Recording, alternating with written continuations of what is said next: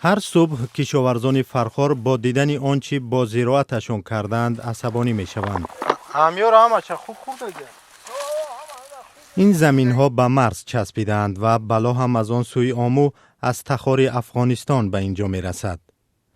مثال میا پلاک اجازه میکنه میرا اونا سیونا باغ داریم سیو مثال میخره شفتولو زردولو خونیم دونه همی زردولو را مشکنه میخره داتاش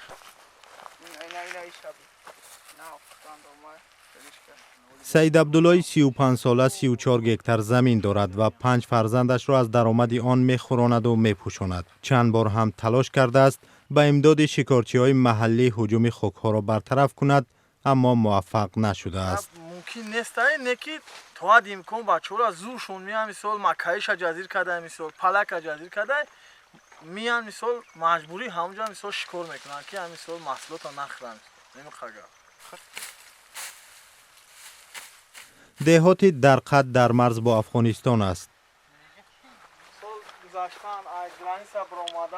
از جای ایستاده این مرد تا خط سیمخوار چند قدم است. او ایوسو میگذارن حسابی همین مثال هیچ نیست دیگه یگان خراکی که مثال در اونجا بخوره 5-6 شاخه داره او همون را نگاه نمیکنه نخ چون نمیپاونن همون خیلی او مردم میگن که حرامه لیکن خیلی که مو محصولات ناجزیر میکنه شکارچی را فریاد میکنیم اکم مراجعت میکنیم. ساکنان این محلات مرزی هر بلایی به سرشان میآید آن را از افغانستان میبینند. این لیوای سفید را در این زمین چون علامتی آگاه کننده از خطر برافروختند. مرز تاجیکستان با افغانستان است. مقامات افغانستان میگویند این مرز از طرف آنها از جانب طالبان نظارت می شود. در اینجا ساکنان و کشاورزان مشکلات خاص خود را دارند که به امنیت در آن سوی مرز وابسته است.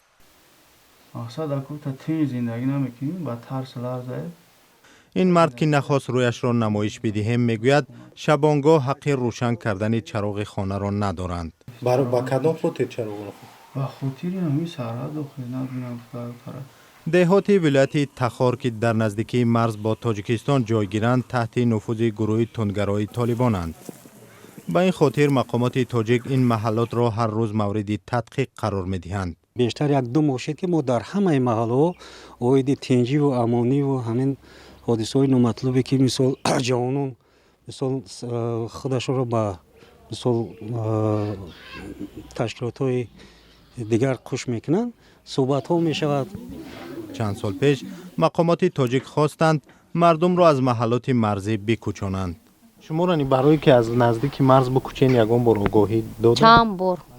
چی گفتن؟ چند بار میدن نوام آدم آمده بود گفت که هم خیلی میکوچونیم شرایط ندارم بکوچونم قودم کجا برم. برای چی که میخوان از اینجا بکوچین؟ آخه چند بار هم کماندی رو گفتن که ای پره اگر میودم بیاید خطانه می اتوماتیکی میخیزین میرین. همین طور تا حال تقدیر تصمیم کوچانیدن این مردم از نزد مرز نامعین است.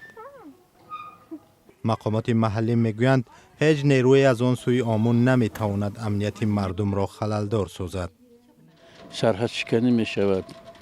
خب خیر چون جنگل است سرحد از اون طرف دریا است سرحدبانی هم کار آسان است.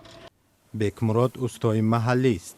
میگوید قریب هر روز صدای تیرپرانی به گوش میرسد. اکا یگا اومختش یگی با اگر هم صدای تیر نباشه خوابونو میبره. راست میگو خیلی که چخیل هم عصب اومخته میشه دیگه. در دهات نزدیک سرحدی ناحیه فرخار چندین مراتب زد و خوردهای خونین قاچاقبران و مرزبانان صورت گرفته است. ماه اوگوست همین سال 2 نفر جنگلبان در این مرز به قتل رسیدند. اینجا یکی از منطقه های داغ مرزی است. طالبان چند بار اظهارات دادند که مرز تاجیکستان را عبور نخواهند کرد. وعده ای که در این سوی مرز با آن باور نمی کنند.